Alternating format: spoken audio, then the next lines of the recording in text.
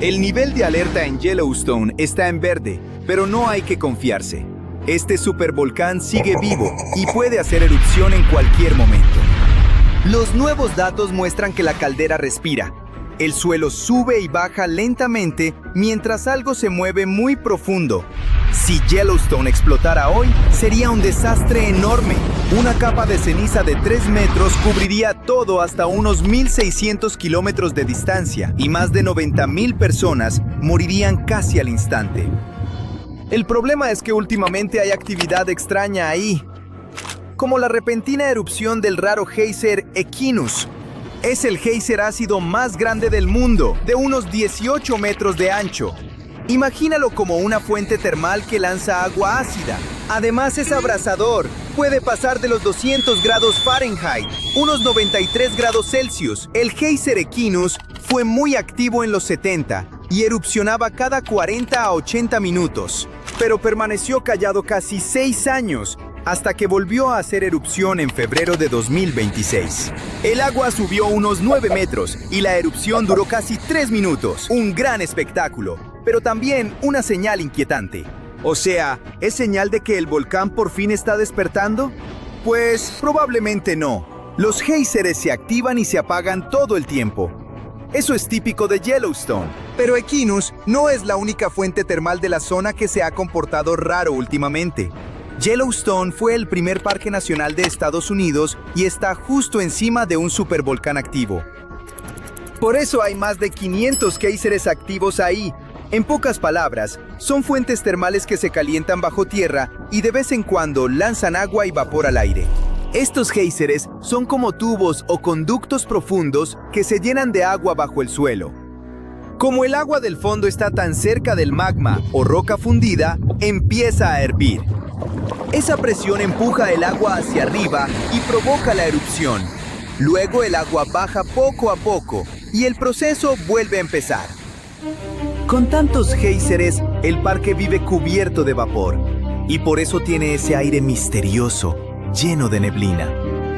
Y ahora se volvió todavía más interesante. El suelo se está moviendo, literalmente. Últimamente, todas las miradas están en la cuenca de géiseres Norris.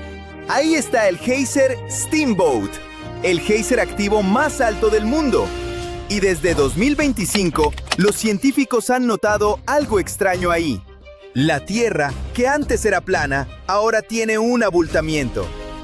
Sí, el suelo subió como 1 pulgada en el borde norte de la caldera de Yellowstone. Pero no hay que pensar que va a estallar y destruir el planeta. La situación sí asusta, claro, pero no es una señal directa de que venga una erupción. Y para ser justos, ni siquiera es algo nuevo. Entre 1996 y 2004, el terreno hizo exactamente lo mismo.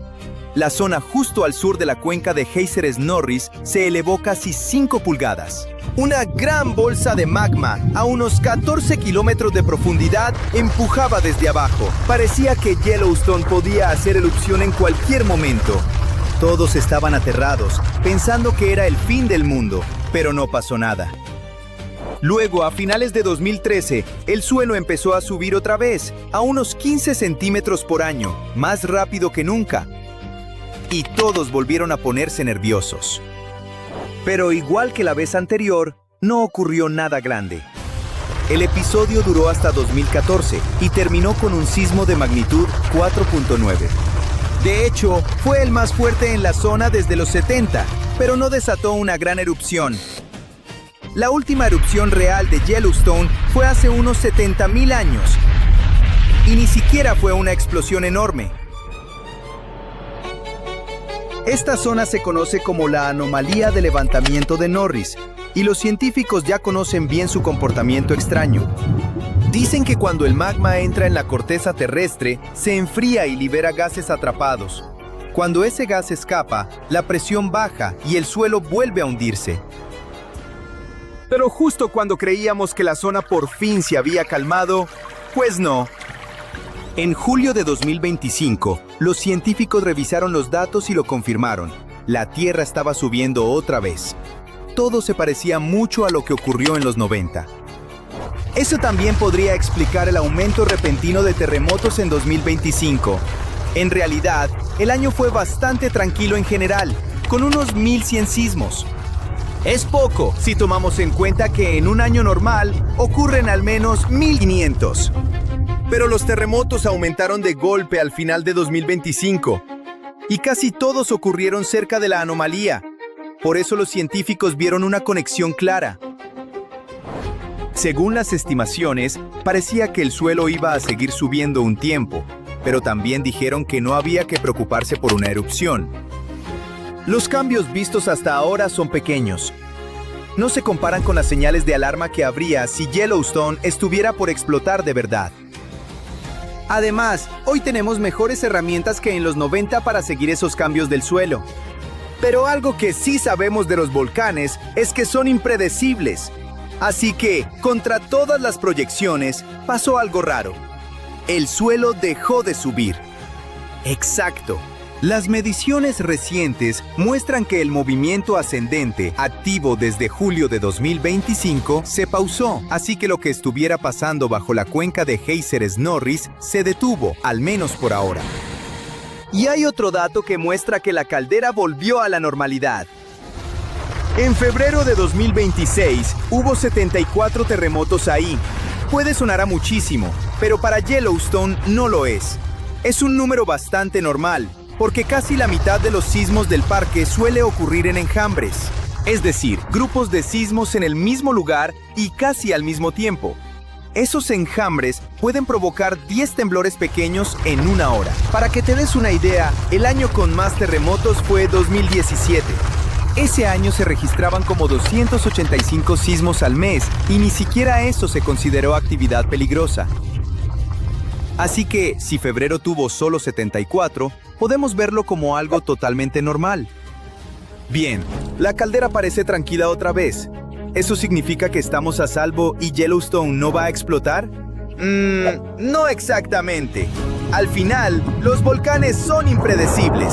Sí, me estoy repitiendo. Pero incluso con toda la tecnología actual, no sabemos exactamente cómo se van a comportar. Técnicamente podría hacer erupción en cualquier momento. Algunas personas creen que Yellowstone ya va tarde, pero en realidad no funciona así. Si revisas el registro geológico, entre sus grandes erupciones hay un promedio de unos 725,000 años. Desde la última gran explosión, técnicamente todavía quedarían otros 100,000 años. Pero, siendo honestos, ese promedio dice poco, porque los volcanes no siguen calendario. Ahora, si Yellowstone explotara, sería un desastre total. Algunos dicen que superaría todo lo que la humanidad ha visto. Los modelos muestran que lanzaría toneladas de ceniza y gases tóxicos al cielo, haciendo casi imposible respirar. Esa ceniza podría llegar a Europa en 3 o 4 días. El magma arrasaría por completo la región, tragándose bosques, ríos, montañas y todo lo que encontrara a su paso. Pero los científicos dicen que la probabilidad de erupción es mínima. Además, una cámara de magma bajo Yellowstone tiene solo entre 5 y 15% de material líquido. El resto es básicamente roca sólida. Roca caliente, sí, pero sólida. Ni siquiera está claro si allá abajo hay suficiente magma fluido para causar una erupción. Aún así, tampoco conviene relajarnos por completo. Los expertos siguen vigilando la cuenca Norris por si algo cambia en los próximos meses. En realidad, todo el volcán está bajo monitoreo constante, y esta situación es otro recordatorio de que Yellowstone sigue muy vivo. Era abril de 2025, cuando los geólogos regresaron por primera vez en el año a la cuenca de Géiseres-Norris en Yellowstone. Y mientras hacían su revisión de rutina, se dieron cuenta de que esta vez algo estaba distinto. Donde antes solo había un pedazo de suelo sin chiste, ahora había un cráter enorme, como de 4 metros de ancho, lleno de un agua rara, lechosa, azul clarito. Todos se espantaron. ¿Era la señal de que el supervolcán de Yellowstone estaba por hacer erupción? De ser así, sería un desastre mundial, del tipo que borra ciudades. Según el Servicio Geológico de Estados Unidos, los efectos se sentirían en todo el planeta.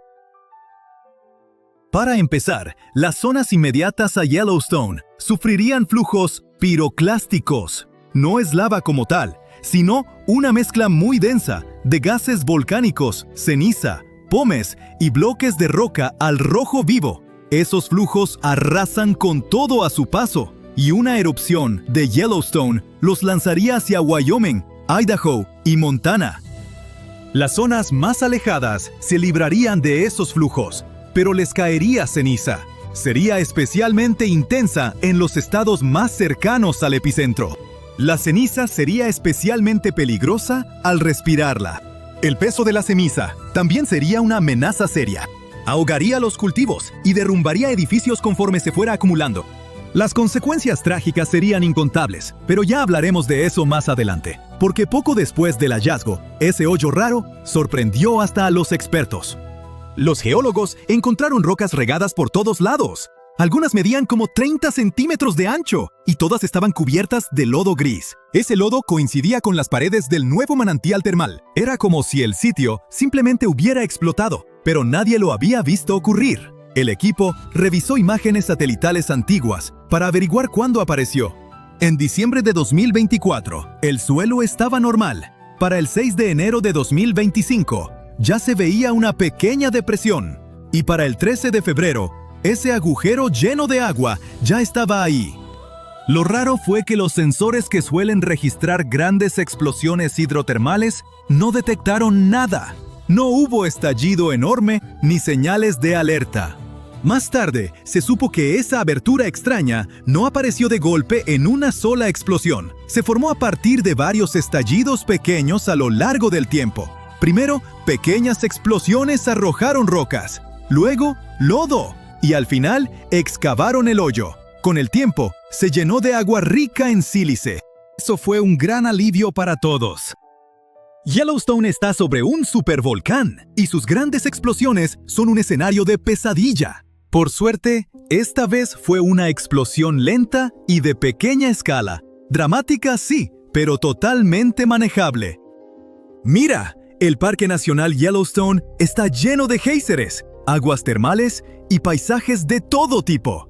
Pero bajo la superficie, todo se pone intensísimo por el supervolcán. Ahora, los supervolcanes suelen ser enormes.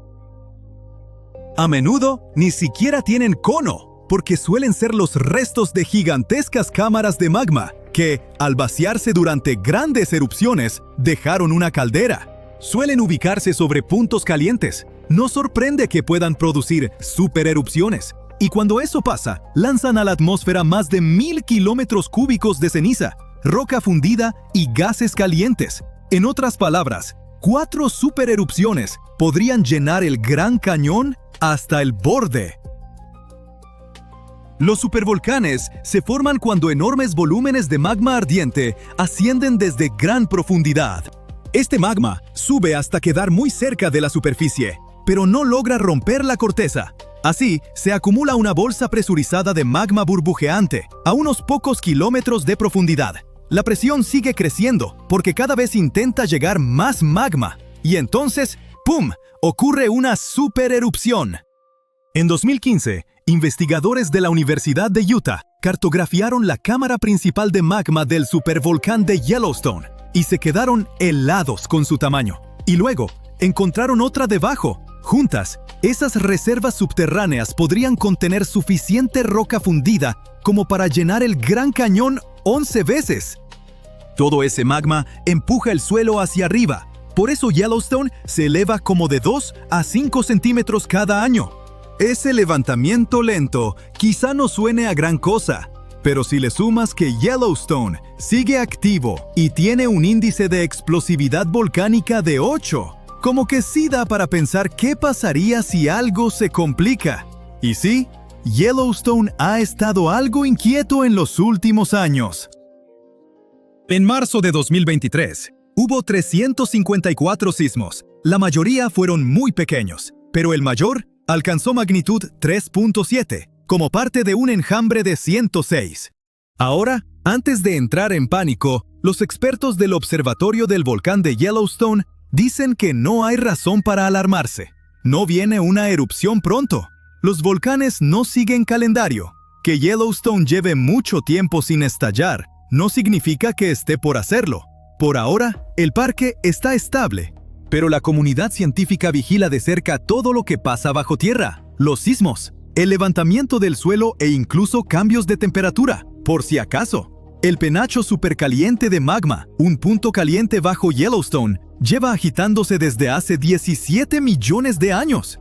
La corteza terrestre se ha ido desplazando sobre él, y el punto caliente fue dejando una hilera de volcanes que se extiende por más de 720 kilómetros a lo largo de la planicie del río Snake. La mayoría de esos antiguos volcanes hoy están enterrados bajo capas de lava y sedimentos.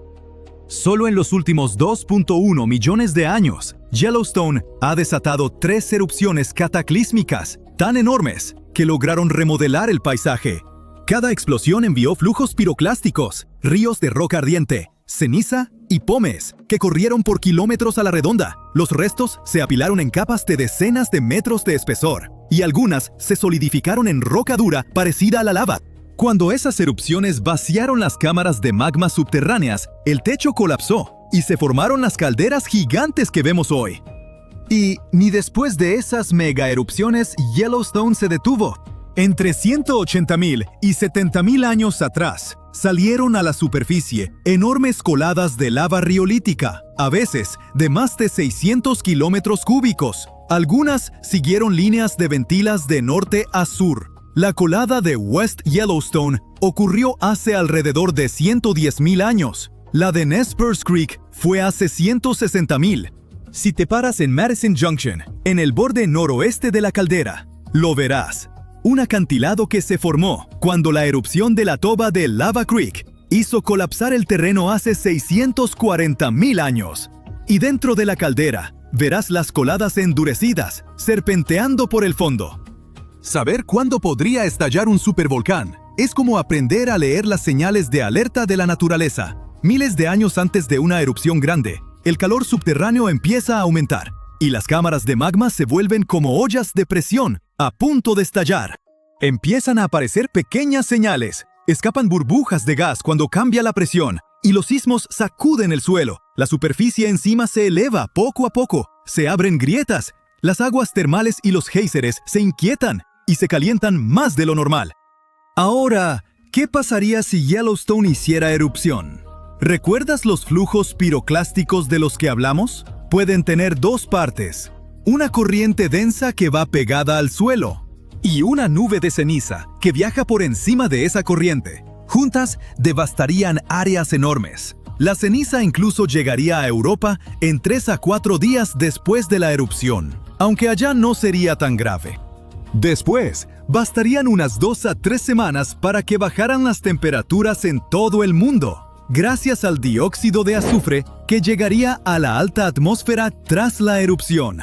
Los científicos calculan que la temperatura global podría bajar hasta de 10 a 12 grados Celsius. Estas consecuencias podrían durar de 6 a 10 años, poniendo fin a los monzones y causando hambrunas generalizadas en Asia.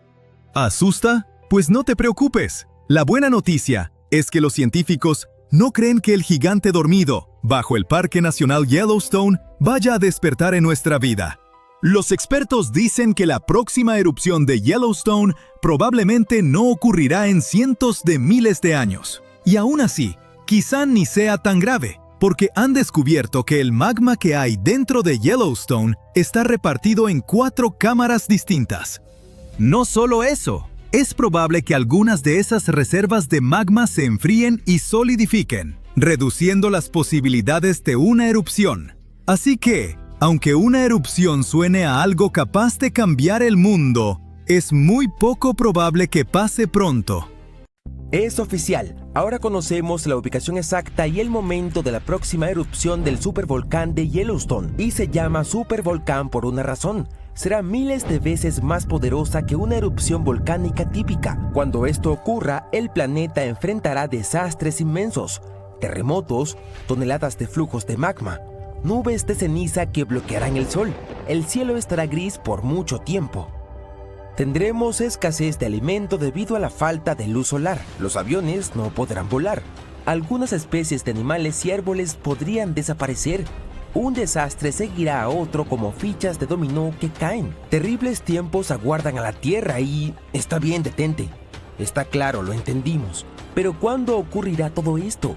No te preocupes, no te quedarás sin respuesta. Cuando los volcanes comunes entran en erupción, siempre es un desastre, pero solo para aquellos lugares que están cerca del epicentro. Multiplica el daño de un volcán común por miles y obtendrás la erupción de un supervolcán. Yellowstone es uno de los sistemas volcánicos más grandes del mundo. Ha entrado en erupción 3 veces en los últimos 2 millones de años. La última fue hace 640.000 años. La ceniza cubrió un área comparable a la mitad de los Estados Unidos. Afortunadamente no había personas allí, pero la naturaleza resultó muy dañada. Una erupción similar ocurrió hace unos 74.000 años. Fue el supervolcán Toba de Indonesia, que provocó un apocalipsis que la raza humana tuvo que enfrentar. Según algunas teorías, solo unos pocos miles de personas sobrevivieron en ese tiempo durante el invierno volcánico, pero no está confirmado. Dado que Yellowstone es un sistema volcánico situado en un extenso parque nacional, era importante para los científicos averiguar exactamente de dónde provendría la primera chispa.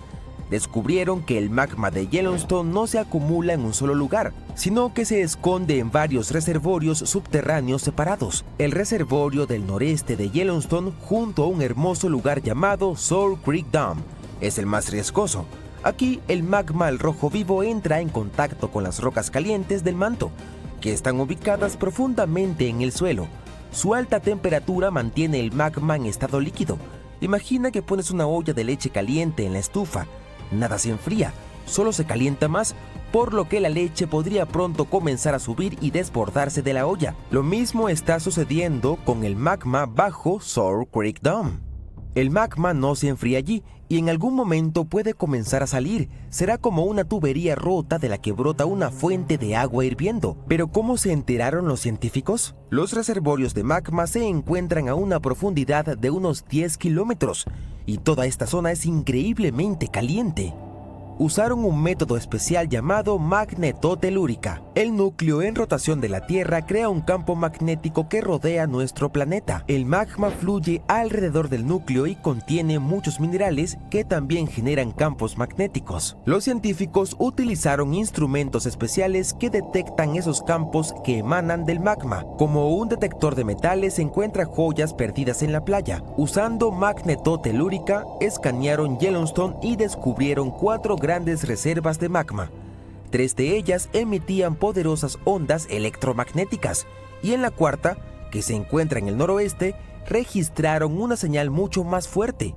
Este es el lugar donde se supone que ocurrirá la erupción, pero afortunadamente no sucederá pronto, quizás en decenas de miles de años, tal vez en cientos. Puedes relajarte. Ningún apocalipsis volcánico vendrá pronto. Pero, ¿cómo saben los científicos cuándo este magma comenzará a erupcionar? El magma no tiene un temporizador y el volcán no se despierta con una alarma. El magma fluye dentro de los poros de la roca sólida. Se asemeja a una esponja de platos con muchos agujeros pequeños por los que pasa el agua. El magma penetra en esos poros y los llena. Para que el magma comience a erupcionar hacia afuera, debe llenar al menos el 40% de estos poros. Aproximadamente el 20% está lleno ahora. Pero estas rocas calientes continúan calentando el magma y lo mantienen líquido, permitiendo que fluya entre los poros. En algún momento se conectará con otras piscinas de magma líquido y se convertirá en una gran corriente que ascenderá hasta la superficie. ¿Cómo podemos evitar que esto suceda? Parece que la solución es enfriar las rocas de basalto, pero esto es imposible de lograr. Están a varios kilómetros de profundidad, son incandescentes y son demasiadas. Y en cualquier momento, intentar enfriar una parte del núcleo de la Tierra parece una muy mala idea. Todo lo que podemos hacer es aceptar que la naturaleza tiene sus propios planes. Si la erupción ocurre en decenas o cientos de miles de años, entonces quizás la humanidad encuentre una manera de resolver este problema. Si no, deberíamos prepararnos para las consecuencias. Una enorme catástrofe global comienza con una explosión a gran escala. El magma en erupción produce una cantidad gigantesca de ceniza. Una poderosa explosión de energía hace que la corteza terrestre colapse sobre el reservorio de magma. Esto lleva a la formación de una caldera gigante. Probablemente has visto un cráter enorme en un volcán. Bueno, eso es la caldera. El desastre natural es tan fuerte que ensordece a todos los que están cerca. La onda expansiva levanta cenizas y piedra pómez a una velocidad que supera la del sonido. Los materiales volcánicos alcanzan grandes altitudes en cuestión de minutos. Luego, este pilar de ceniza se extiende y sumerge un vasto territorio en la oscuridad. Las partículas incandescentes en la parte inferior caen por su propio peso y calientan el aire a su alrededor. Es casi imposible respirar. Los trozos al rojo vivo de piedra pómez y ceniza prenden fuego al entorno. Toda esta masa caliente se convierte en flujos piroclásticos que destruyen y queman todo a su paso. Bosques, casas, caminos, todo se convierte en carbón.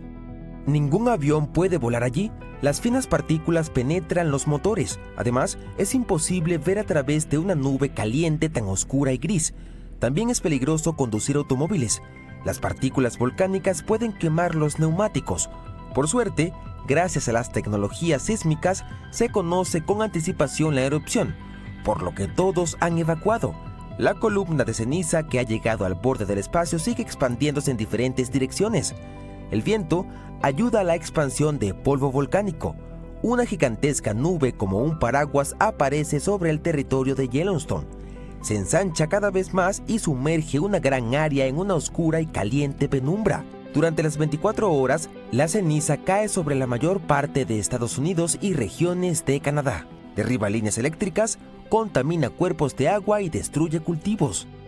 Entonces comienzan las lluvias. El agua se mezcla con la ceniza y cae al suelo en forma de lodo gris. Y no olvides, también es venenosa. La ceniza contiene mercurio, arsénico y plomo en grandes cantidades. Estas masas tóxicas contaminan los ríos, lagos, tierra y aire. Todo este tiempo, el volcán sigue en erupción. Las explosiones de magma, ceniza y piedra pómez pueden durar varias semanas o incluso un mes. Y esto es solo el comienzo. La ceniza pronto comienza a asentarse, pero el dióxido de azufre liberado durante la erupción se dispersa por toda la atmósfera. Este gas se mezcla con el vapor de agua atmosférico y forma un aerosol compuesto de pequeñas partículas. Todo esto cubre al planeta como un velo. Esta capa dificulta el paso de los rayos del sol, lo que significa que disminuye la temperatura de la superficie terrestre. Estos sucesos provocan un enfriamiento drástico de varios grados en el mundo. Los agricultores pierden una gran cantidad de cosechas, los precios de los alimentos aumentan y las economías colapsan. Podría haber una hambruna en todo el planeta. La civilización humana se sumerge en el caos. En unos años, la temperatura comenzará a subir, pero llevará al menos un par de décadas regresar a los estándares previos. ¿Qué será de la humanidad para entonces? Por supuesto, sobreviviremos, pero tendremos que reconstruir nuestra civilización. Pero no temas, si nada depende de nosotros, disfrutemos cada día de la vida, seamos agradecidos y ayudémonos mutuamente. Apoyarnos y cuidarnos incluso durante el invierno volcánico es una garantía de que la humanidad sobrevivirá. Es posible que hayas escuchado que el Parque Nacional Yellowstone está situado encima de un gigantesco volcán. Esa es la razón por la cual la región tiene potentes géiseres y fuentes termales. Pero también significa que debajo de Yellowstone hay una enorme cámara de magma. En 2015, investigadores de la Universidad de Utah descubrieron que esta cámara era mucho más grande de lo que todos habían pensado anteriormente. Incluso encontraron otro reservorio de magma debajo. Aparentemente, cuanto más amplias sean las cámaras, más magma contienen. Juntos, los dos depósitos almacenan una bóveda de magma que podría llenar con facilidad el Gran Cañón no una, sino 11 veces. Pero ¿sabes qué es más preocupante sobre las cámaras de magma? Que tienden a presionar contra el suelo que está encima. Como resultado, la tierra en Yellowstone sube de 2 a 5 centímetros por año. Además de eso, Yellowstone tiene el estatus de un volcán activo y su índice de explosividad volcánica es de 8/8. Un número tan alto significa que si este volcán entrara en erupción, sería un suceso apocalíptico. Para ponerlo en perspectiva, la erupción del Pinatubo ocurrida en Filipinas en 1991, que se consideraba la más poderosa, tuvo un 6 en el índice de explosividad volcánica. ¡Ja! Perdedor. Ahora, vamos a averiguar si hay algo de qué preocuparse. En marzo de 2023, las estaciones sismográficas de la Universidad de Utah registraron 354 terremotos en toda la región del Parque Nacional Yellowstone. Parece mucho, pero ten en cuenta que el suceso más impresionante del mes fue un mini terremoto de magnitud 3,7. Fue parte de un enjambre de 106 terremotos que comenzó el 29 de marzo y continuó hasta el final del mes. Sí, aparentemente los terremotos también vienen en enjambres, así que debes estar atento. Los expertos dicen que la actividad sísmica de Yellowstone es, bueno, un poco más activa de lo habitual, pero en realidad no es nada serio.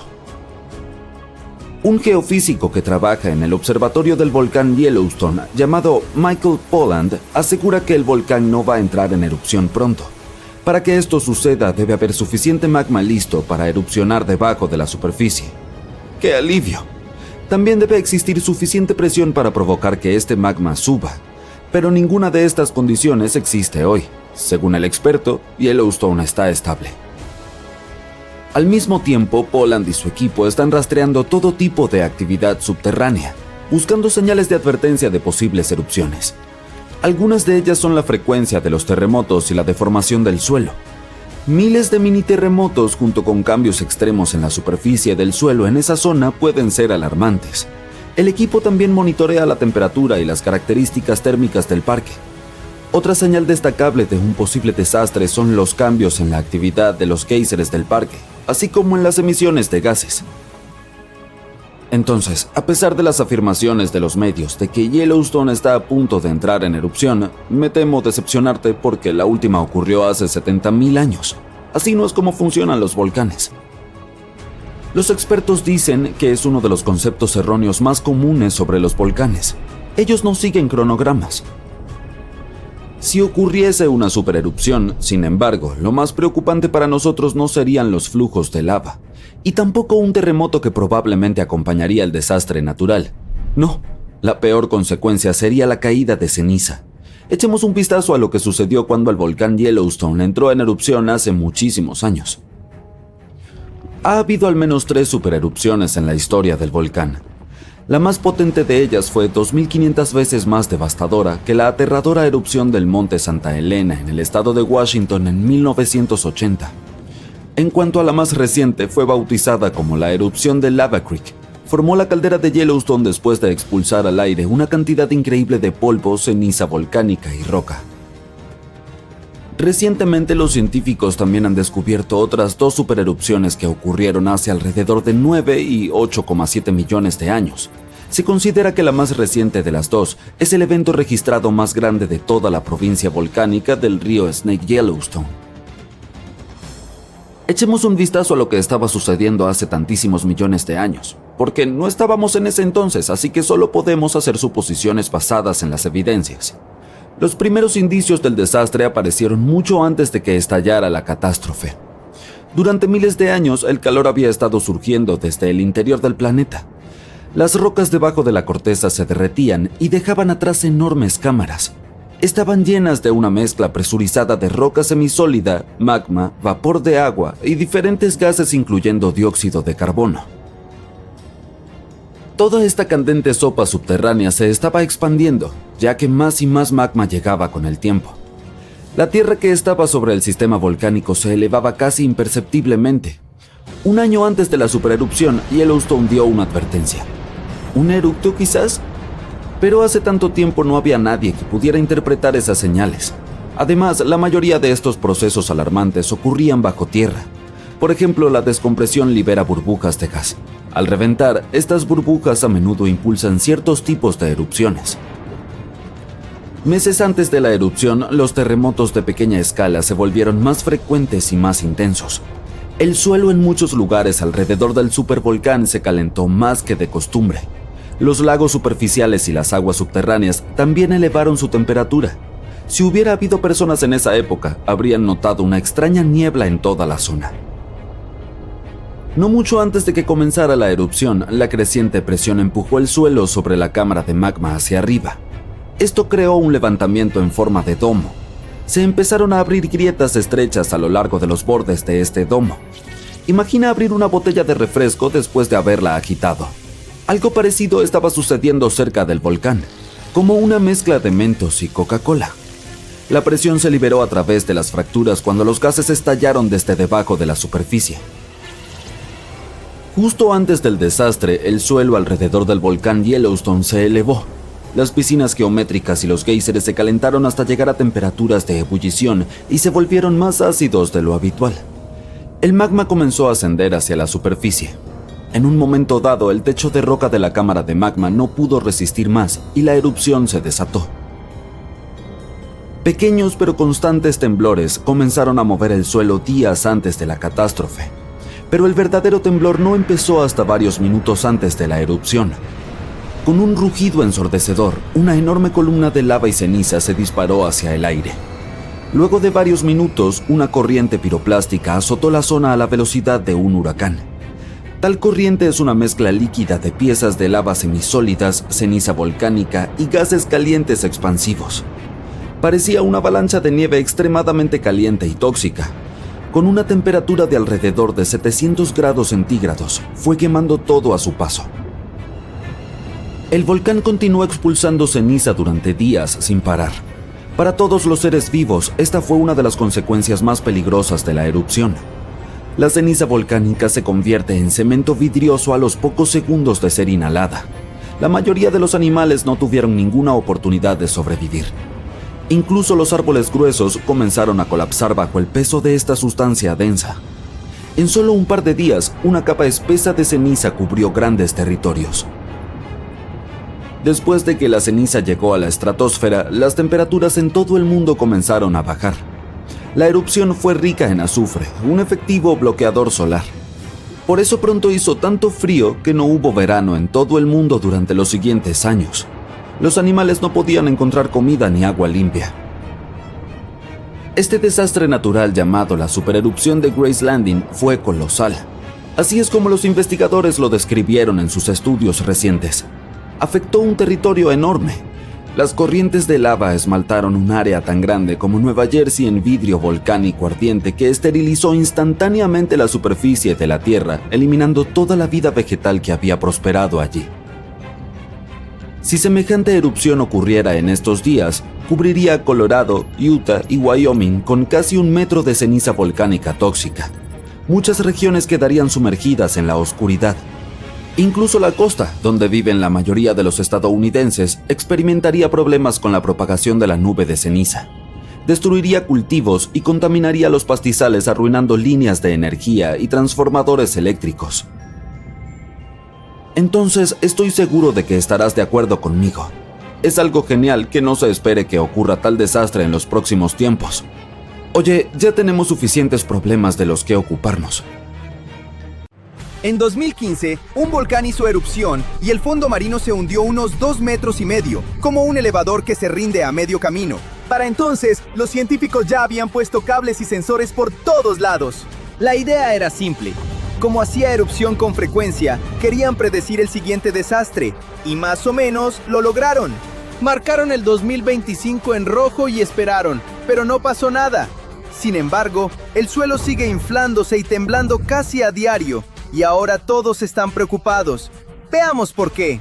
El monte submarino axial es un volcán a unos 500 kilómetros de la costa de Oregón. Pero para encontrarlo de verdad, tendrías que sumergirte casi 1,5 kilómetros. Ahí también encontrarás algo inesperado, cables amarillos, kilómetros de ellos.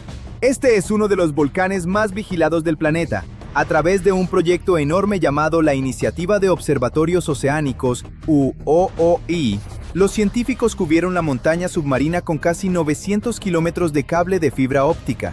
Aunque se llama observatorio, solo lo es de nombre. Funciona más como un experimento científico que como un observatorio real.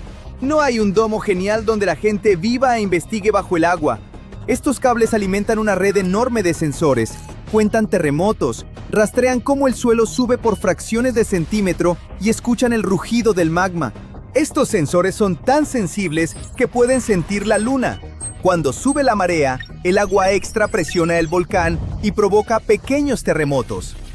Para instalar todo esto, tuvieron que usar robots a control remoto que bajan y conectan físicamente los sensores a la red.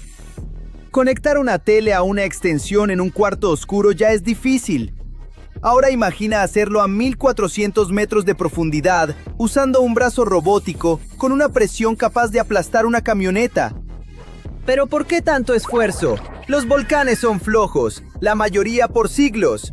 Algunos despiertan una vez, cubren medio continente de ceniza y luego se callan por cientos de millones de años. Si estudias volcanes, podrías esperar toda tu carrera y nunca ver una sola gota de lava. Pero Axial está justo donde dos placas tectónicas se están separando. El magma recarga el tanque constantemente. No es del tipo que necesita siglos para recargar. Puede hacer erupción cada década más o menos. No explota como el monte Santa Elena. No hay una explosión apocalíptica. El suelo se infla, se agrieta y la lava sale tranquilamente, creando roca nueva. Cuando el piso se agrieta, lanza una nube enorme de agua supercaliente llamada megapluma, llena de bacterias del subsuelo. Se eleva cientos de metros y parece una tormenta de nieve blanca disparada en el océano oscuro. Cada erupción básicamente reinicia la vida, obligando a todo en la zona a empezar de cero. Esa combinación, frecuente y tranquila, lo hace perfecto para estudiarlo. Hace erupción lo suficiente como para recopilar datos, y es lo bastante predecible para construir un modelo a partir de él. Para 2014, el observatorio ya estaba instalado, justo a tiempo para la erupción de 2015. Los científicos captaron todo el evento en vivo. Tenían sensores en el fondo marino que mostraron cómo el suelo se inflaba como un globo gigante mientras la roca derretida se acumulaba debajo. El suelo subió más de 1 metro hasta que la presión hizo que la roca empezara a agrietarse. Esto provocó miles de pequeños terremotos en una sola tarde. Luego, grietas de kilómetros se abrieron y la lava salió a borbotones. Conforme el magma escapaba, el suelo perdió su soporte y eventualmente el fondo marino dentro del cráter colapsó. El objetivo de capturarlo de 2015 era establecer una línea base. Así se ve él justo antes de una erupción. Cuando el piso del cráter empezó a subir de nuevo y los sismos aumentaron, los científicos pensaron que Axial iba hacia otra erupción en 2025. Y luego, nada. Nada de nada. Las señales llegaron a la misma zona que funcionó la vez pasada, pero no hubo erupción. Es como inflar una llanta hasta que debería reventar, y no revienta. Entonces, ¿qué salió mal para los investigadores que esperaban una explosión tranquila? Lo más probable es que el volcán se estancó. En 2015, el suelo subió rápido, pero la naturaleza probablemente cambió el ritmo. El magma sigue llenando la cámara, pero entra más lento que hace 10 años. También es posible que la roca sea más fuerte ahora, que resista mejor las grietas, obligando al volcán a inflarse aún más. También hay una tercera opción. Pequeñas fracturas silenciosas podrían estar dejando escapar justo la presión necesaria para retrasar el evento principal, manteniendo al volcán en una especie de animación suspendida. Listo para estallar, pero sin la chispa. Y aún con todos los datos, sigue siendo difícil distinguir entre casi listo y a punto de reventar. Por eso el pronóstico pasó de 2025 a mediados o finales de 2026. El volcán seguía activo, pero la acumulación se frenó, retrasando el punto de quiebre como 1 año. ¿Pero por qué esto pone nerviosos a los científicos? Cuando escuchas sobre erupciones, es fácil imaginar un tsunami directo a la costa. Pues no. Puedes dejar tu tabla de surf en la cochera. Esto es un evento en aguas profundas. El agua absorbe casi toda la energía. La superficie se agita un poco, pero nadie en la playa va a tirar su bebida. Los que están sudando son los que pagaron por los robots. El problema es que el laboratorio está adentro del tubo de ensayo. Recuerda, el volcán está sobrecargado. Ya se infló más allá del punto donde normalmente haría erupción. Si espera hasta finales de 2026 para soltar todo, podría acumular mucho más magma que en 2015. Una erupción más grande significa datos nuevos e increíbles, pero también un volumen de lava mucho mayor. Esos costosos cables amarillos y sensores delicados están justo en la zona de impacto. Si la lava sigue el camino viejo, el equipo se salva, pero una liberación con sobrepresión podría abrir grietas nuevas en el fondo marino.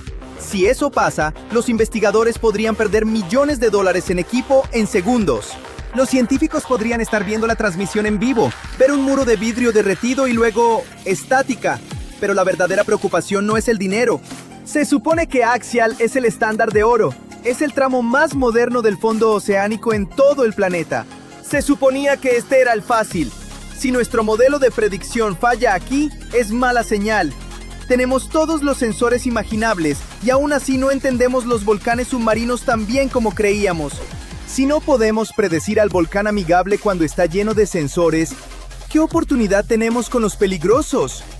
Las fumarolas del volcán expulsan agua que puede alcanzar unos 340 grados Celsius. En la superficie, eso se convertiría en vapor al instante. Aquí abajo la presión es tan intensa que el agua no puede hervir, pero está tan caliente que disuelve minerales. Además es ruidoso. Si pudieras escucharlo, sonaría como un motor de avión en la pista. Además, el área está tapizada de gusanos tubulares. Parecen tubos blancos gigantes de casi 2 metros de alto, con puntas rojo brillante. No tienen sentido biológico. No tienen ojos, ni boca, ni estómago. No comen nada. En cambio, albergan bacterias en su cuerpo que convierten el gas tóxico de azufre del volcán en azúcar. Básicamente funcionan con contaminación. Trepados sobre ellos hay gusanos escamosos. Estas cosas parecen de otro planeta. Están cubiertos de escamas microscópicas que refractan la luz. Así que si les apuntas con una linterna, brillan en azul y rojo. El suelo debajo de ellos también es extraño. Cuando Axial hace erupción, la lava golpea el agua helada del mar y se enfría al instante.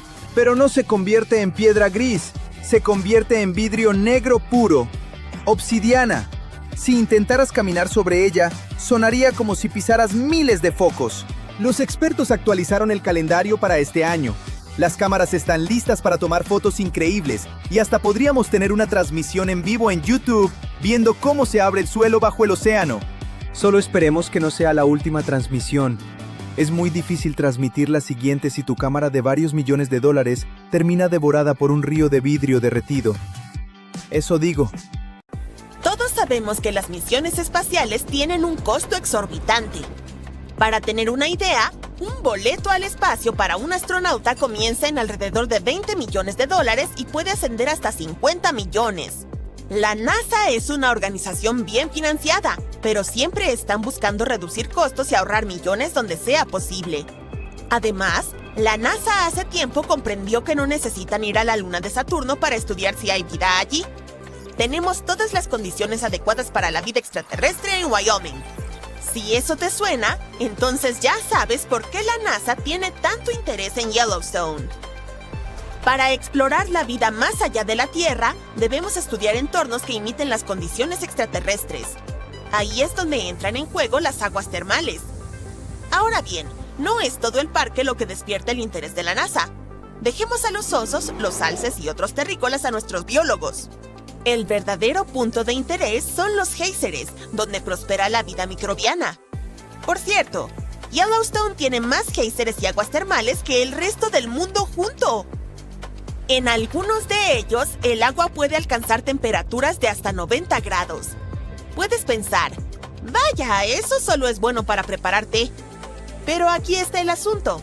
La vida en forma de microbios no solo sobrevive, sino que prospera en estas condiciones extremas. De hecho, se ha adaptado específicamente a ellas. Entonces, ¿podrían estos microbios ayudarnos a encontrar vida en otros planetas? ¡Absolutamente! Ahora, enfoquémonos en la verdadera estrella, la gran fuente prismática. Está llena de sílice, lo que le da ese color impresionante. La sílice refracta la luz solar, especialmente las longitudes de onda azules, por eso se ve tan vibrante. La parte más asombrosa, sin embargo, no es el color, sino el hecho de que esta fuente termal puede enseñarnos mucho sobre cómo evolucionó la vida. Hace unos 4.500 millones de años, los seres vivos aún no sabían cómo aprovechar la energía del sol, por lo que utilizaban procesos químicos en su lugar, tal como lo hacen ahora en la gran fuente prismática. Pero, ¿por qué estamos hablando de otros planetas? Bueno, si la vida en la Tierra comenzó de manera comparable a lo que vemos en Yellowstone, hay una buena posibilidad de que podamos encontrar algo similar en otro lugar del universo. Y si pudiéramos precisar cómo comenzó la vida aquí, podríamos afinar nuestra búsqueda de vida en otros planetas. Géiseres muy similares a los de Yellowstone se pueden encontrar en lunas como Encélado, que orbita Saturno, y Tritón, que es una luna de Neptuno. Pero, ¿cómo se comparan con los géiseres que vemos en Yellowstone? En 1989, la nave espacial Voyager 2 de la NASA realizó un descubrimiento revolucionario al detectar géiseres en Tritón. Esta era la primera vez que alguien había visto un géiser fuera de la Tierra, sin contar las erupciones volcánicas en la Luna y o de Júpiter, que fueron encontradas por la Voyager 1 en 1979. Desde entonces, se han encontrado géiseres en otras lunas de nuestro sistema solar. En Yellowstone, los géiseres se calientan gracias al agua que proviene de las profundidades. Sin embargo, los géiseres en algunas de las lunas exteriores obtienen su calor de las fuerzas de marea, la atracción gravitacional de los grandes planetas que orbitan. ¿Has visto que las mareas oceánicas de la Tierra son afectadas por la Luna y el Sol? Pues bien, estas lunas experimentan algo similar, pero a una escala mucho mayor. Bajo la superficie helada de estas lunas, hay océanos cálidos y salados que se mantienen líquidos porque el espeso hielo que hay sobre ellos los aísla. A medida que las lunas se acercan y se alejan de sus planetas padres, el constante tirón genera calor, lo que provoca que el agua cálida inferior se dispare al espacio cada vez que hay una grieta en el hielo. Esta corteza helada y el agua tibia debajo se parecen a un estanque congelado en la Tierra. Pero, ¿podría haber vida en estos océanos ocultos, al igual que hay criaturas prosperando bajo el hielo de un estanque? Eso es algo que los científicos quieren descubrir. La NASA espera enviar naves espaciales avanzadas para explorar estas lunas lejanas y buscar señales de vida. Pero esos océanos cálidos están enterrados a kilómetros bajo la superficie congelada. Entonces, ¿cómo llegamos a ellos? La respuesta puede residir en los géiseres. En febrero de 2019, un grupo de científicos planetarios decidió visitar Yellowstone en invierno para estudiar las similitudes entre los géiseres de la Tierra y los del espacio. Saben que los géiseres de Yellowstone son hogar de unos pequeños microbios resistentes llamados extremófilos, que prosperan en condiciones extremas como el agua caliente o ácida. Los investigadores querían aprender todo lo posible sobre estos microbios y los entornos en los que viven. Llevaron una serie de herramientas científicas para medir cosas como la temperatura, los niveles de pH y el oxígeno en el agua. También utilizaron instrumentos especiales para analizar los químicos del hielo y las rocas, e investigaron el aire en busca de gases. Además, recogieron muestras de rocas, hielo y agua de los géiseres, y atraparon pequeñas gotas en láminas de papel de aluminio recubiertas de rocío del géiser. Su principal objetivo era el gran géiser de la fuente en el cañón del medio de Yellowstone, el cual ofrece un espectáculo impresionante 2 o 3 veces al día. Sin embargo, visitarlo en invierno presentaba ciertos desafíos. Algunos científicos se retrasaron debido al clima nevado y llegaron tarde por la noche justo antes de que tuvieran que entrar al parque. Luego, su coche quedó atascado en un ventisquero y tuvo que ser rescatado por una máquina quitanieves. Al día siguiente, viajando en un autobús especial para nieve, el equipo tuvo que abrirse paso a través de la nieve profunda por casi 1 kilómetro para llegar al géiser, mientras vigilaban la presencia de alces, bisontes e incluso osos. A medida que se dirigían al gran géiser de la fuente, hicieron pausas para recolectar muestras y hacer mediciones de otros estanques interesantes en el camino, como Lemon Pool y Surprise Pool. Aunque Yellowstone parece remoto, no está tan lejos como Encélado y Tritón. Es un laboratorio natural único que puede enseñarnos mucho sobre la vida en la Tierra y, potencialmente, más allá. Oh, en cuanto a laboratorios, el Gran Manantial Prismático podría considerarse uno. Mira a estos chicos. Bajo el microscopio se ven como cerillas. Su nombre latino oficial es Thermus aquaticus. Viven en esta fuente termal y estas bacterias han salvado millones de vidas. Si eres escéptico sobre lo que acabo de decir, entonces debes saber que estas bacterias ayudaron a crear la base de las pruebas PCR, ampliamente utilizadas en la medicina actual para dar diagnósticos rápidos y precisos. En los años 60, un microbiólogo llamado Thomas Brock estaba explorando las piscinas térmicas sobrecalentadas del parque y se topó con algo asombroso. A Brock le interesaban muchísimo las bacterias que podían prosperar en condiciones extremas. Durante sus 10 años de investigación en géiseres y manantiales termales, encontró un microbio en un manantial llamado Mushroom Pool que podía sobrevivir en agua casi hirviendo.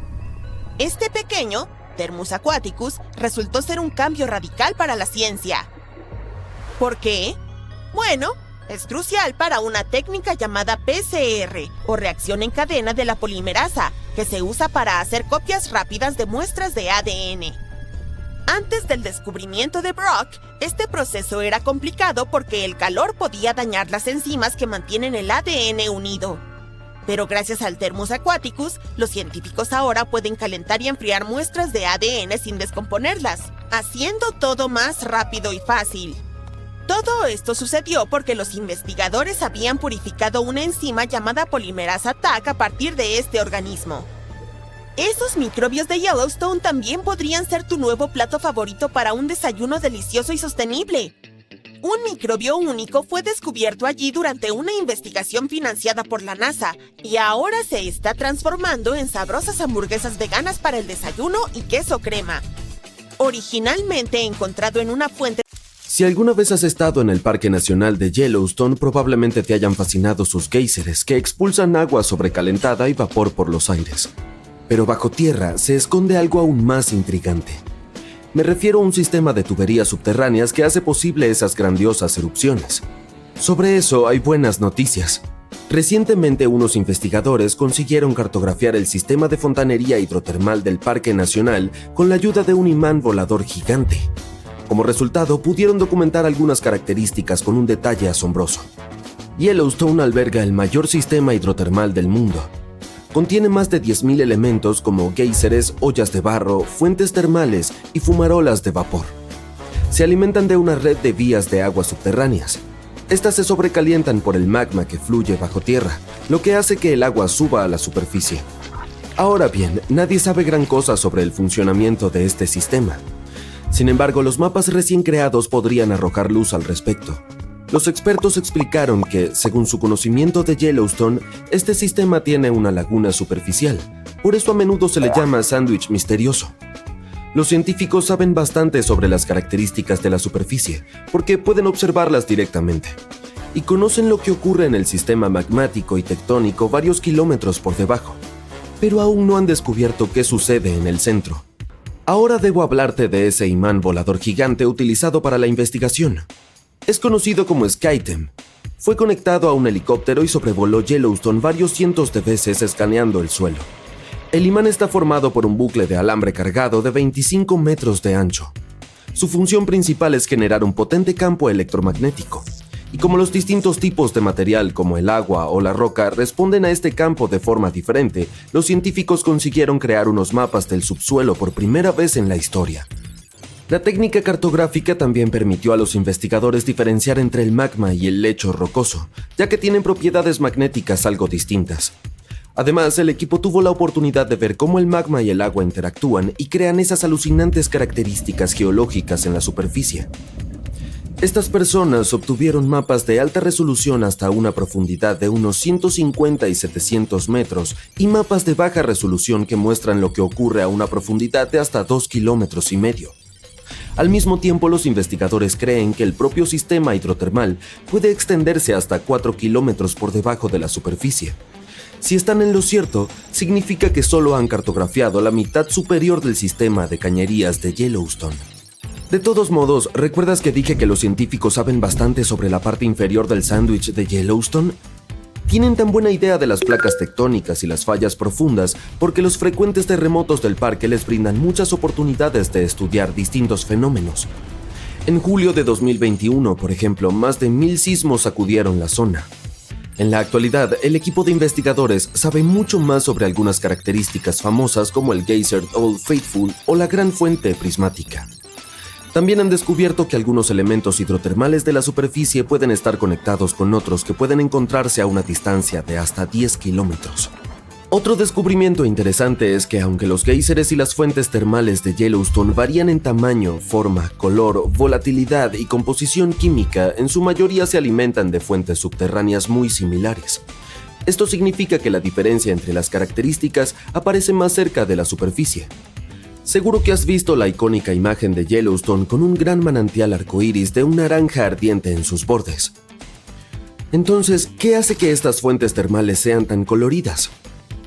Sorprendentemente, estas impresionantes tonalidades proceden de criaturas microscópicas. Las temperaturas en los manantiales son tan altas que pueden cocinarte fácil y rápidamente. Además, el agua es muy ácida, como el líquido de una batería de coche. Pero hay ciertos tipos de microbios amantes del calor a los que no les importan estas alocadas condiciones. Incluso se puede decir que prosperan aquí. Así pues, cada anillo de un color diferente está, en la mayoría de los casos, habitado por bacterias diferentes. Y cada especie está adaptada a una temperatura determinada o a un nivel de pH que indica lo ácido que es tal o cual entorno. Un ejemplo de eso es la gran fuente prismática. Sí, la emblemática. Sus matices de arco iris indican la diversidad de microbios que viven allí. Entonces, partamos del centro de la fuente termal. Allí se puede ver un hermoso color aguamarina. Ahí es donde la temperatura del agua es la más alta, alcanzando 87 grados Celsius, porque esta zona está justo sobre la fuente de agua subterránea. El agua está demasiado caliente incluso para los microbios. Por eso lo que se ve es sobre todo agua clara. En cuanto a la razón de su color azul, es la misma por la que el cielo es de ese tono. La luz del sol incide en la superficie del agua y la luz se dispersa. Pero la luz azul es la que más se dispersa y se refleja en los ojos. Ahora el siguiente anillo de color es el amarillo. Todo gracias a ciertas cianobacterias. La temperatura en este anillo alcanza los 74 grados Celsius. Si las condiciones de la fuente termal fueran un poco diferentes, estas bacterias crearían un tono azul verdoso gracias a un pigmento verde llamado clorofila. Pero como la luz solar que incide en el manantial es demasiado intensa, las bacterias empiezan a producir otro tipo de pigmento llamado carotenoide. Y adivina qué, actúa como un protector solar para las bacterias. Y como este pigmento es naranja, la bacteria normalmente verde adquiere un tono amarillento. Después tenemos ese color naranja brillante más cerca de los bordes del manantial prismático. Es un poco más fresco allí, alrededor de 65 grados Celsius. En esta parte se pueden encontrar varios tipos de bacterias. Todas ellas producen sustancias que dan al manantial este color naranja brillante. Por último, justo en los bordes del manantial, la temperatura es más fría, alrededor de 55 grados Celsius. Y allí puede sobrevivir la mayor variedad de microbios. Todos ellos combinados dan a los bordes ese tono marrón rojizo. Pero los científicos creen que las personas y su actividad podrían haber influido en los tonos de las características hidrotermales de Yellowstone. Por ejemplo, en el pasado las temperaturas de la piscina Morning Glory eran mucho más altas que las actuales. Por eso su color era azul oscuro. Pero la basura empezó a acumularse allí, y parte de ella obstruyó el respiradero. Esto hizo que las temperaturas bajaran, lo que provocó un crecimiento microbiano. Como resultado, ese bonito color azul se convirtió en amarillo anaranjado. En cuanto a los géiseres de Yellowstone, el más famoso se llama Old Faithful, o Viejo Fiel en español. Recibió este nombre a finales del siglo XIX por la regularidad de sus erupciones. Este es más activo que otros, ya que entra en erupción unas 20 veces al día. Cada una de estas magníficas erupciones dura entre 1 y 5 minutos. Y la fuente de agua humeante puede alcanzar una altura de 55 metros. Al hablar de este parque nacional, no podemos dejar de mencionar el supervolcán de Yellowstone, ¿verdad? Los supervolcanes aparecen cuando enormes volúmenes de magma intentan escapar de las profundidades del subsuelo. Finalmente irrumpen en la superficie de la Tierra. A veces, todo este se queda atascado, incapaz de atravesar la corteza del planeta. Y entonces se acumulan enormes charcos de magma presurizado a varios kilómetros de profundidad. La presión sigue aumentando porque cada vez más magma intenta llegar a la superficie, y en un momento dado se produce una supererupción. No necesariamente quieres estar cerca para ver eso. En los últimos 50 años, la caldera de Yellowstone se ha elevado casi 1 metro. Sin embargo, no debería alarmarte. Los expertos están seguros de que es un comportamiento natural de Yellowstone. A los períodos de elevación en forma de cúpula les sigue el descenso de la caldera. Los científicos creen que el supervolcán no presenta ningún peligro por el momento. Para que se produzca una erupción, el magma del interior tiene que estar fundido al menos en un 50%. En el caso de Yellowstone, esta cifra es solo del 5 al 15%. Y lo que es mejor, un estudio reciente ha hecho creer a los investigadores que el punto caliente podría estar en estado de declive en estos momentos, incluso a pesar de toda la actividad de respiración y elevación de la cúpula. Ha habido al menos otras 3 supererupciones en la historia del volcán de Yellowstone. Ocurrió hace unos 8,7 millones de años. De repente, vastas praderas comenzaron a abrirse. Nubes de gas volcánico y cenizas cubrieron el cielo. Corrientes de lava bajaban por las colinas y las llanuras. En cuestión de minutos, vidrio volcánico negro comenzó a llover desde arriba, acabando con los animales y destruyendo a las plantas. No pasó mucho tiempo antes de que la tierra se derrumbara, abriendo pozos gigantes llenos de magma al rojo vivo. Era la enorme erupción del supervolcán de Yellowstone. Este gigante, que en realidad es uno de los sistemas volcánicos activos más grandes del planeta, no fue nombrado supervolcán por nada. Los supervolcanes, que se extienden a gran profundidad y por cientos de kilómetros, son estructuras complicadas. Los expertos aún no están seguros de qué procesos pueden desencadenar que estos monstruos escupan fuego y llevar a supererupciones. Cuando esto sucede, se lanzan al aire más de 1000 kilómetros cúbicos de ceniza, roca fundida y gases calientes. 4 supererupciones serían suficientes para llenar el Gran Cañón hasta el borde. Los volcanes crean montañas, pero los supervolcanes las borran de la faz de la Tierra. Cambian climas y ecosistemas. Por fortuna, estos eventos desastrosos no ocurren con más frecuencia que aproximadamente cada 50.000 años. Los supervolcanes aparecen cuando grandes volúmenes de magma intentan escapar de las profundidades del subsuelo y atravesar la superficie de la Tierra. Generalmente, todo este magma se atasca, incapaz de atravesar la corteza del planeta. Grandes charcos de magma burbujeante presurizado se acumulan a una profundidad de varios kilómetros. La presión sigue aumentando, ya que cada vez más magma intenta salir a la superficie.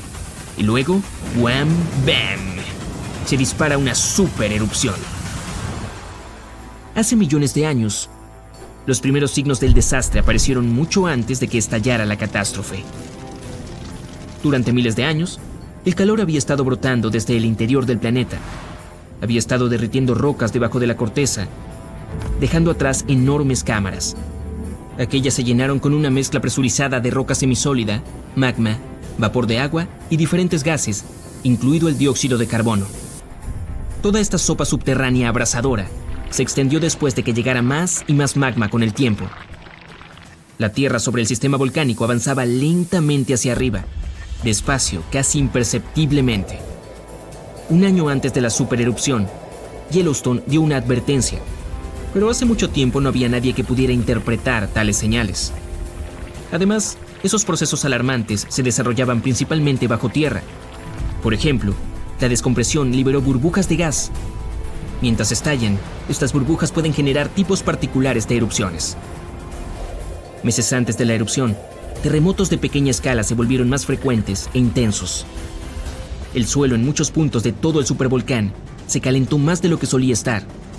Los lagos superficiales y el agua subterránea también aumentaron su temperatura. Si las personas hubieran estado presentes en ese momento, habrían notado un vapor inusual empañando esa área.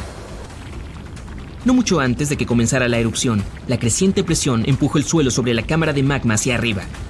Esto creó una elevación en forma de cúpula. Las grietas estrechas comenzaron a abrirse a lo largo de los bordes de esta cúpula. Imagínate abrir una botella con refresco o soda después de haberla agitado. Algo así sucedía cerca del volcán. La presión se liberaba a través de las fracturas cuando los gases estallaban debajo de la superficie. Justo antes del desastre, el suelo alrededor del volcán de Yellowstone se elevó. Las piscinas geotérmicas y los géiseres se calentaron a temperaturas de ebullición y se volvieron más ácidos de lo habitual. El magma comenzó a subir hacia la superficie y en un momento dado, el techo de roca de la cámara de magma no pudo resistir más y comenzó la erupción. Pequeños pero constantes temblores comenzaron a mover el suelo días antes de la catástrofe. Pero el verdadero temblor no comenzó hasta varios minutos antes de la erupción. Con un rugido ensordecedor, una enorme columna de lava y cenizas se precipitó hacia el aire, a una altura de más de 26 kilómetros. En pocos minutos, un flujo piroclástico atravesó el área a una velocidad fenomenal, con una fuerza de un huracán. Dicho flujo es una mezcla líquida de trozos de lava semisólidos, ceniza volcánica y gases calientes en expansión. Parecía una avalancha de nieve tóxica y extremadamente caliente, con una temperatura de más de 700 grados Celsius. Estaba quemando todo a su paso. El volcán siguió bombeando cenizas durante días y días. El aire en esa área se calentó hasta los 300 grados Celsius. Para todas las criaturas vivientes, la lluvia de cenizas fue una de las consecuencias más peligrosas de la erupción. La ceniza volcánica se convierte en cemento vítreo en cuestión de segundos después de ser inhalada y llegar a los pulmones. La mayoría de los animales no tuvieron la oportunidad de sobrevivir. Incluso los árboles gruesos comenzaron a colapsar bajo el peso de esta sustancia densa. Solo tomó un par de días hasta que una capa de ceniza de 3 metros cubrió el territorio de aproximadamente 80 kilómetros del centro de la erupción. Al final, pequeñas partículas de ceniza volcánica cubrieron casi toda la parte occidental de América del Norte. Después de que la ceniza llegó a la atmósfera, las temperaturas en todo el mundo comenzaron a descender. La erupción fue rica en azufre, que es un bloqueador solar eficaz. Es por eso que pronto se puso tan frío que no hubo verano en todo el mundo durante los siguientes años. Las estaciones del monzón cambiaron. Los animales no podían encontrar comida ni agua limpia. Este desastre natural, llamado la supererupción del Grace Landing, fue colosal. Así lo describieron los investigadores en sus estudios recientes. Cubrió más de 23,000 kilómetros cuadrados, de lo que ahora es el sur de Idaho y el norte de Nevada. Los arroyos de lava esmaltaron un área tan grande como Nueva Jersey, en vidrio volcánico abrasador. Instantáneamente, esterilizó la superficie de la Tierra, eliminando toda la vida vegetal que había estado prosperando allí antes. Ha habido al menos otras 3 supererupciones en la historia del volcán de Yellowstone. Ocurrieron hace 2,1 millones, 1,3 millones y 640,000 años. Fueron 6,700 y 2,500 veces más poderosas que la devastadora erupción del Monte Santa Elena en el estado de Washington en 1980. La supererupción más reciente se denominó la erupción de Lava Creek. Formó la caldera de Yellowstone después de arrojar 1,000 kilómetros cuadrados de roca, polvo y ceniza volcánica. En estos días, el Parque Nacional de Yellowstone es una colección alucinante de 10,000 piscinas de lodo, fuentes termales, géiseres y respiraderos que emiten gases volcánicos. Los microorganismos amantes del calor viven en la mayoría de ellos. Pintan el parque con sus colores brillantes. El géiser más famoso se llama Old Faithful. Recibió este nombre a fines del siglo XIX, debido a la regularidad de sus erupciones. Este géiser es más activo que otros y entra en erupción unas 17 veces al día. Cada uno de estos magníficos eventos dura de 1 a 5 minutos. Y la fuente de agua humeante puede alcanzar una altura de 55 metros. Los científicos han pasado muchos años tratando de descubrir qué se esconde debajo del parque Yellowstone. Han descubierto que el agua de la superficie desciende varios kilómetros hacia la corteza.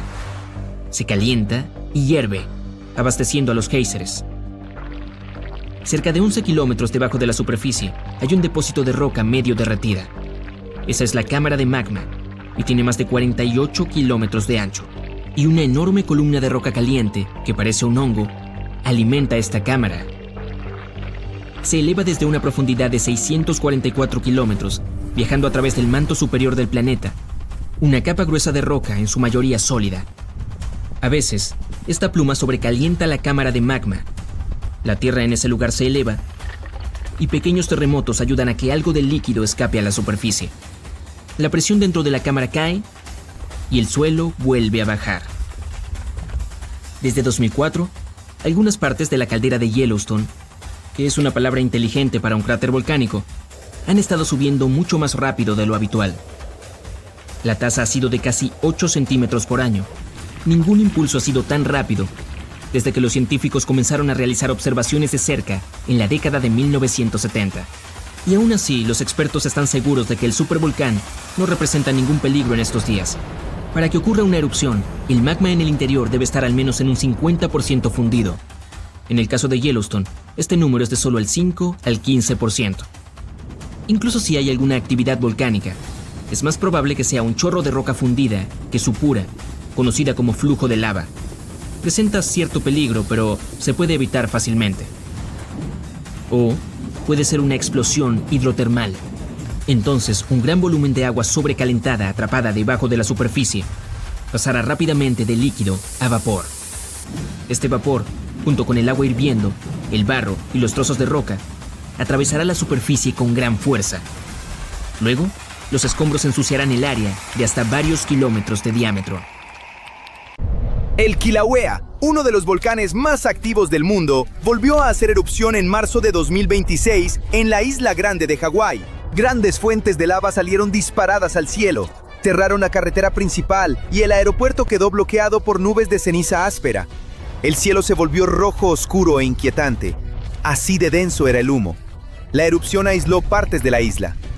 Ya era la segunda vez en el año. La erupción ocurrió justo dentro del cráter Alemaumau, en la cima del volcán. Todo se volvió peligroso muy rápido y los visitantes tuvieron que evacuar la cumbre. La fuente de lava subió unos 1.300 pies, casi la altura del Empire State o incluso más que la Torre Eiffel. Pero veamos la erupción paso a paso. Empezó el 10 de marzo de 2026 y duró unas 9 horas. Terminó de golpe a las 6:21 de la tarde. La erupción arrancó por la mañana, a las 9:17, con lava saliendo por la boca norte. La boca sur empezó a erupcionar poco antes de las 10. Para primeras horas de la tarde, las fuentes de lava ya eran enormes. La boca sur alcanzó 1.150 pies y la norte 1.000. La lava avanzaba sobre casi un tercio del piso del cráter y brillaba en naranja y rojo intenso. Cuando la lava se enfrió en el aire, se convirtió en algo llamado tefra, una mezcla de roca volcánica, ceniza y diminutos fragmentos vítreos.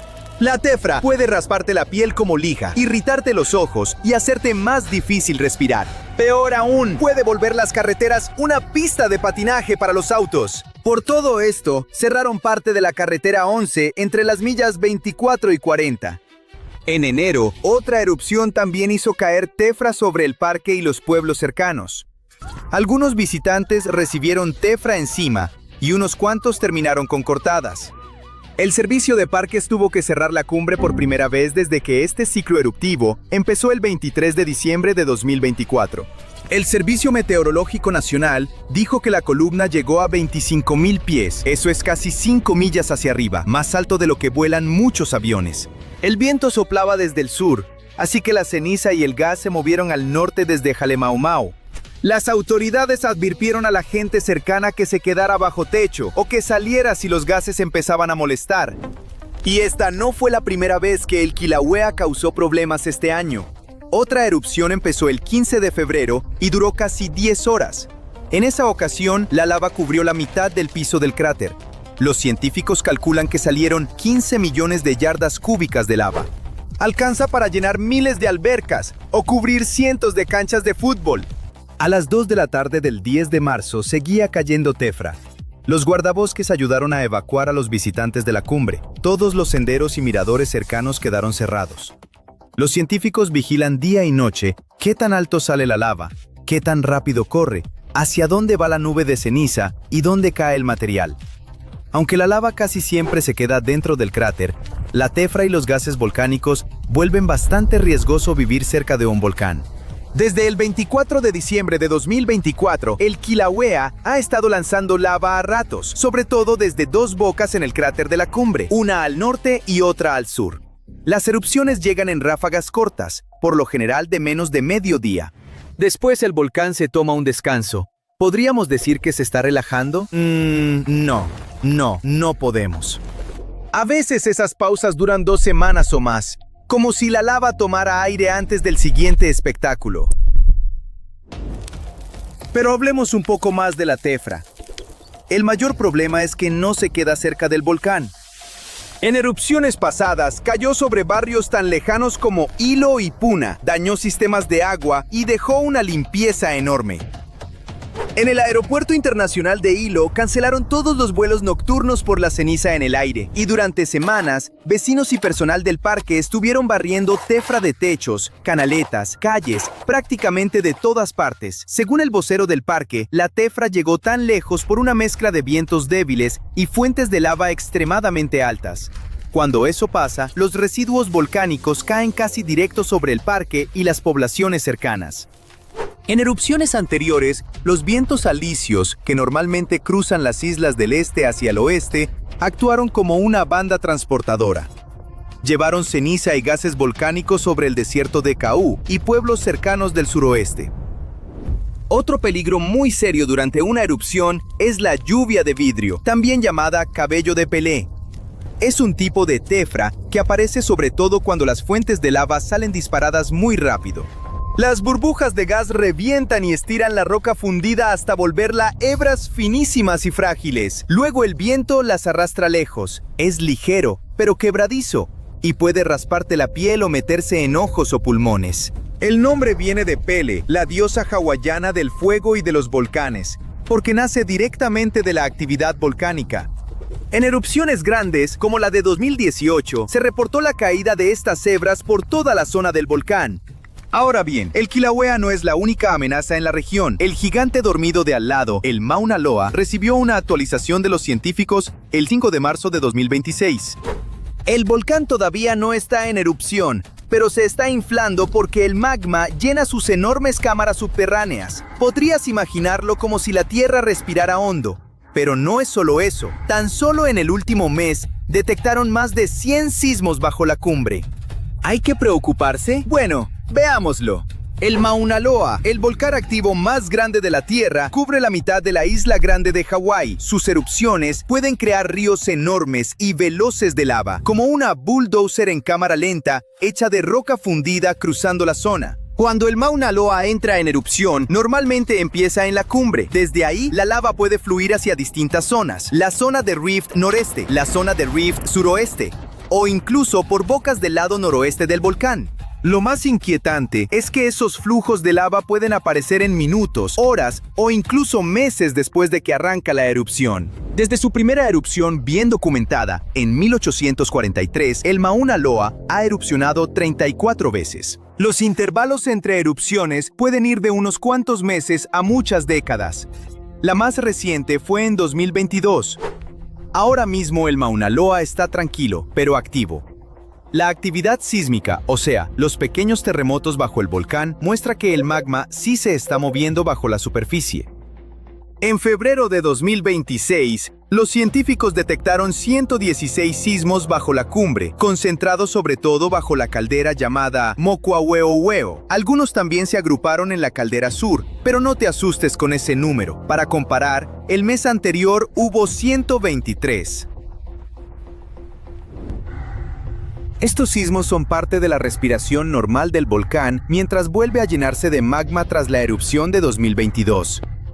Los instrumentos GPS del volcán sí muestran que la cumbre se está inflando, es decir, el terreno sube lentamente mientras el magma llena el depósito subterráneo. Al mismo tiempo, las mediciones de gas y temperatura en la zona de Rift suroeste siguen en niveles normales, así que no hay cambios grandes frente a meses anteriores. Así que, aunque el Mauna Loa se esté recargando, todavía no hay señales inmediatas de otra erupción. De todos modos, siempre vale la pena vigilar al Mauna Loa. Es un gigante dormido que puede despertar en cualquier momento, y los científicos observan de cerca cada centímetro de terreno que se eleva. Porque si el Mauna Loa entra en erupción, puede causar muchísimos problemas distintos. Grandes ríos de lava pueden avanzar rápido y cubrir todo a su paso.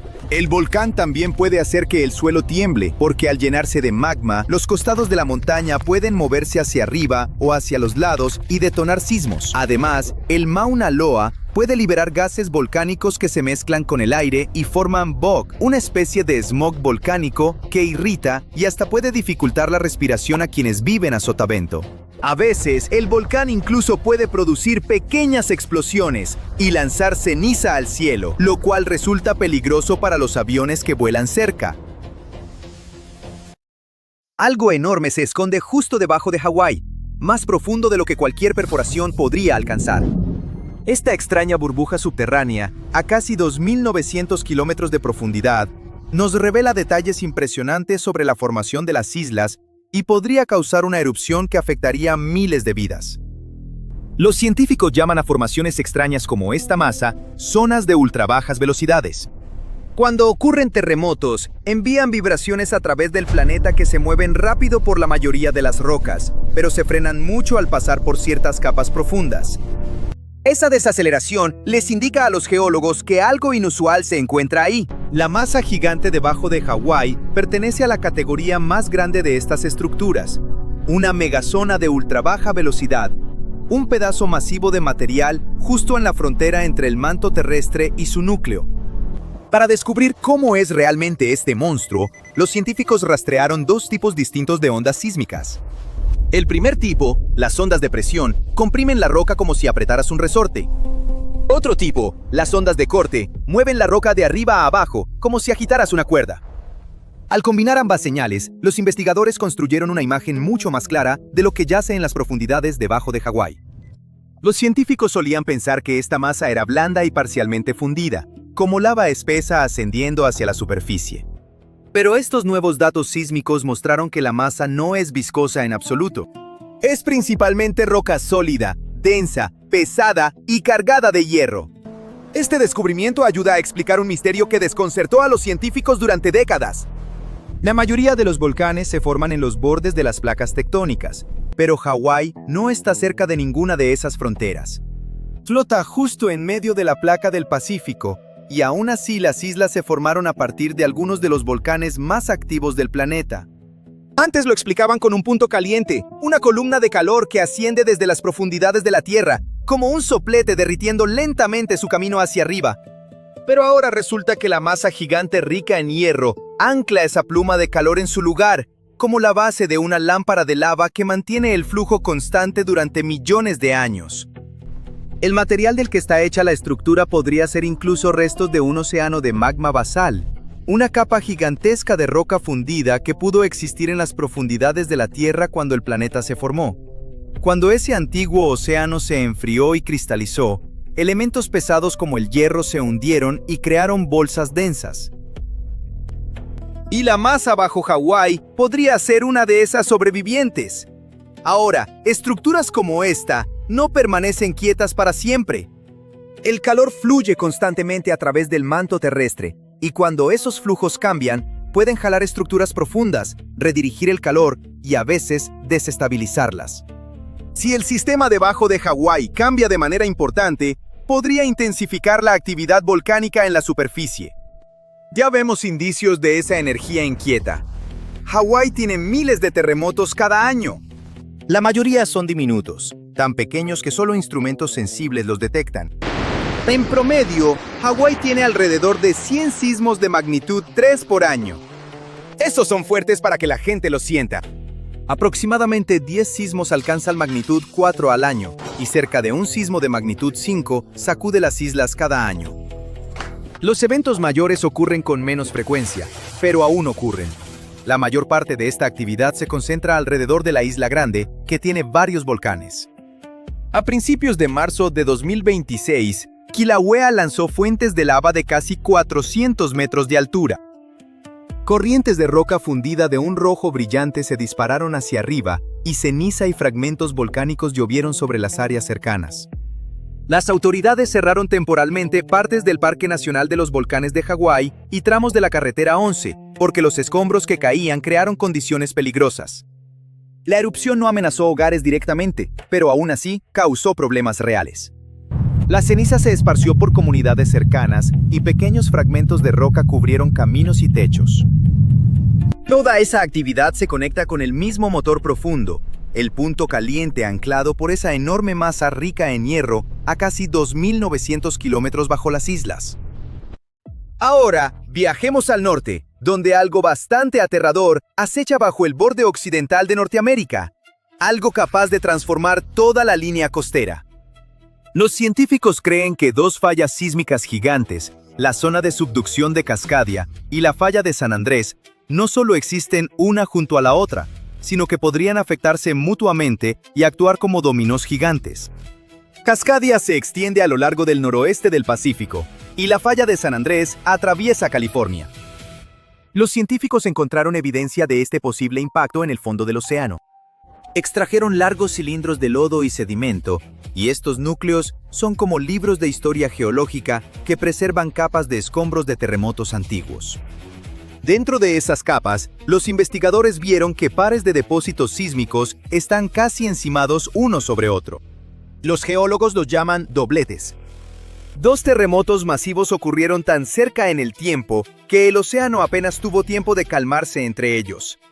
Y ese descubrimiento apunta directamente a una de las zonas tectónicas más caóticas del planeta, la Triple Unión de Mendocino.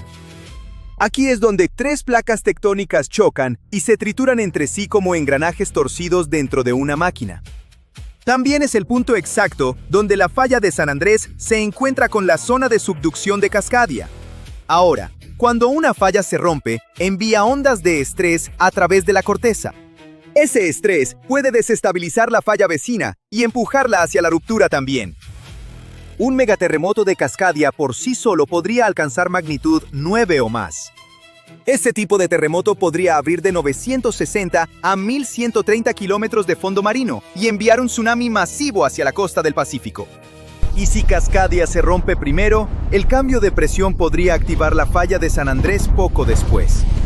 En el peor escenario, la gente en California podría sentir un terremoto enorme, ver edificios tambalearse y carreteras partirse, y luego presenciar un segundo desastre minutos después.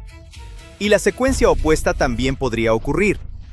La falla de San Andrés podría romperse primero, redistribuir la presión en la corteza y empujar a Cascadia al colapso. En ese caso, las personas en la zona afectada podrían sobrevivir al primer sismo, y luego ver al océano retirarse repentinamente de la costa. Y esa es la señal escalofriante de que un tsunami podría llegar en unos 20 minutos. Los científicos saben por el análisis de sedimentos que esta secuencia ya ha ocurrido antes. Hubo al menos 10 terremotos pareados en los últimos 3100 años. Lo más aterrador es que un nuevo terremoto masivo no es cuestión de si ocurrirá, sino estrictamente de cuándo. Ahora, crucemos el Atlántico hacia el sur de Italia. Al oeste de Nápoles hay un sistema volcánico masivo llamado la caldera de Campi Flegrei. Significa algo como campos ardientes, y se ganó ese título con creces. Hace unos 109.000 años, una enorme erupción lanzó ceniza y roca por toda la región. Expulsó más de 150 kilómetros cúbicos de magma de debajo de la superficie. Es un volumen cercano al de la erupción masiva que formó la caldera de Campi Flegrei hace unos 40.000 años. Esa erupción anterior excavó un cráter de unos 14 kilómetros de ancho y esparció ceniza volcánica por enormes partes de Europa. Hoy, más de 400.000 personas viven directamente dentro de ese antiguo cráter. El suelo ahí es increíblemente fértil porque los cultivos han crecido sobre ceniza volcánica descompuesta durante siglos. Pero la misma geología que hace productiva la Tierra también oculta una enorme energía bajo el suelo. Investigadores estudiaron recientemente capas de roca antigua preservadas en montañas y perforaciones profundas alrededor de la región. Así fue como descubrieron que Campi Flegrei podría producir erupciones gigantes con más frecuencia de lo que los científicos creían. Eso no significa que una erupción catastrófica vaya a ocurrir pronto, pero sí cambia la forma en que los investigadores ven el peligro a largo plazo. Cuando ocurren estas erupciones, no se comportan como flujos de lava ordinarios. Generan flujos piroclásticos, que son avalanchas de gas caliente, ceniza y roca que avanzan a velocidades de autopista. Algunos depósitos antiguos de esa erupción de hace más de 100.000 años alcanzan casi 2 metros de espesor en ciertos lugares, lo que demuestra cuán violenta fue la explosión. Cuando conectas todos estos descubrimientos, ves una vez más que nuestro planeta no permanece quieto bajo nuestros pies. Se mueve, respira y de vez en cuando nos recuerda quién manda aquí. Y la mayor parte del tiempo, las fuerzas más grandes que moldean nuestro mundo se ocultan a miles de kilómetros debajo de donde estamos.